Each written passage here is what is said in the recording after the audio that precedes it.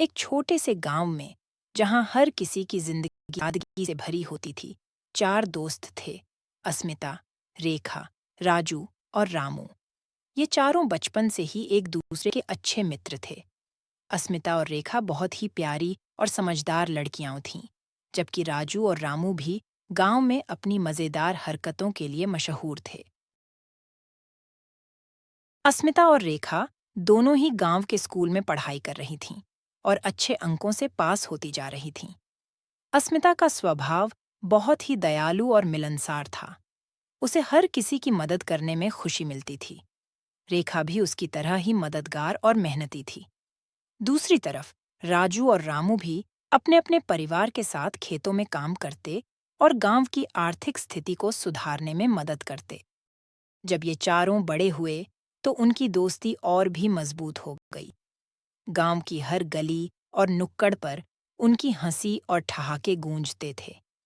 अस्मिता और रेखा को पढ़ाई में विशेष रुचि थी, जबकि राजू और रामू अपने खेतों में काम करना पसंद। गांव के वातावरण में सादगी और प्रेम की महक थी। अस्मिता का दिल बहुत बड़ा था और वह हर किसी की मदद के लिए तैयार रहती थी। रेखा भी उसके साथ मिलकर लोगों की मदद करती और अपनी पढ़ाई में भी अव्वल रहती। वहीं राजू और रामू का स्वभाव थोड़ा चुलबुला था, लेकिन वे भी दिल के अच्छे थे और हमेशा अपने दोस्तों। समय बीतता गया और एक दिन ऐसा आया जब अस्मिता और रेखा को अपने दिल की धड़कनों में एक नया एहसास महसूस हुआ। अस्मिता को राजू की मासूमियत और उसके हंसमुख स्वभाव से प्यार हो गया। वहीं रेखा को रामू की संजीदगी और उसकी समझदारी ने प्रभावित। लेकिन अस्मिता और रेखा ने अपने अपने दिल की बात किसी को नहीं बताई। वे दोनों एक दूसरे से भी इस बारे में कुछ नहीं कहती थीं, क्योंकि उन्हें डर था कि कहीं उनकी दोस्ती में कोई दरार ना आ जाए। राजू और रामू को भी ये बात मालूम नहीं थी कि उनकी सबसे प्यारी सहेलियां उनके बारे में क्या महसूस करती हैं।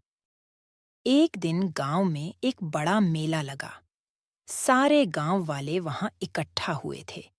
अस्मिता, रेखा, राजू और रामू भी मेले में गए। वहां एक ज्योतिषी ने तंबू लगाया हुआ था, जो लोगों का भविष्य बताने का दावा कर रहा था और अस्मिता ने सोचा कि क्यों न उनके भविष्य के बारे में भी कुछ जाना जाए। वे दोनों ज्योतिषी के पास गईं और अपनी हथेली दिखाई।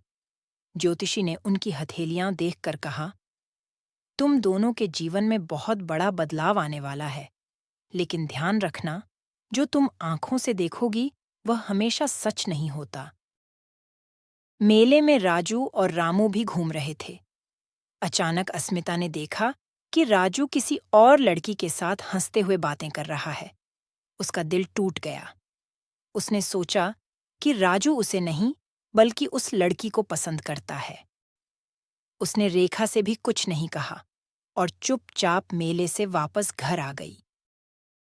रेखा ने भी देखा कि रामू किसी दूसरी लड़की के साथ बहुत ही घनिष्ठता से बात कर रहा है।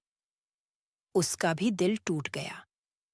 उसे लगा कि रामू उसे नहीं, बल्कि उस लड़की को पसंद करता है।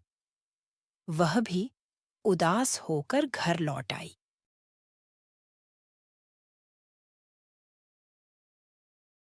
अगले दिन अस्मिता और रेखा दोनों उदास थीं और आपस में भी ठीक से बात नहीं कर रही थीं।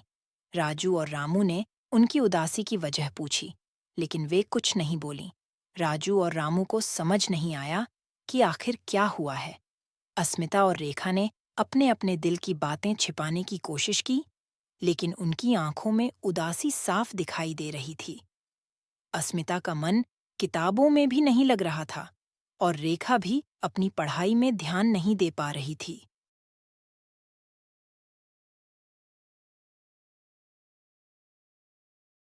कुछ दिनों बाद गांव में एक समारोह का आयोजन हुआ। अस्मिता और रेखा ने वहां जाने का मन नहीं बनाया, लेकिन उनके माता-पिता ने उन्हें जबरदस्ती भेज दिया। वहां जाकर उन्हें पता चला कि राजू और रामू जिन लड़कियों के साथ बात कर रहे थे, वे उनकी दूर की रिश्तेदार थीं, जो सिर्फ कुछ दिनों के लिए गांव आई थीं। कुछ दिनों बाद अस्मिता और रेखा को अपनी गलती का एहसास हुआ। उन्होंने सोचा कि आंखों से देखी हुई चीजें